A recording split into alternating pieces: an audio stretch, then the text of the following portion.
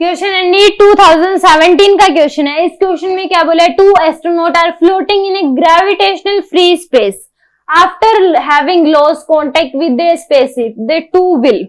इसने कहा कि दोनों ग्रेविटेशनल फ्री स्पेस में है, तो यानी कि ग्रेविटेशन फोर्स तो वहां पे लगेगा नहीं, जी तो लगेगा नहीं, तो उस केस में वो दोनों जो फील करेंगे, वहां पे जो ये फोर्स फील करेंगे वो क्या होगा, दोनों अट्रैक्टिव फोर्स लगेगा। दो मासीज हमें पता है, दो मासीज अगर हैं तो उनके बीच क्या लगता है, अट्रैक्टिव फोर्स लगता है। न्यूटन ने बताया था कि यूनिवर्सल लॉ ऑफ ग्रेविटेशन क्या होता है, अगर दो मासीज रखे हुए मान लो m1 और m2, उनके बीच कुछ गैप है मान लो r का, तो उनके बीच जो फोर्स लगता है वो क्या होता है, Gm1m2/r²।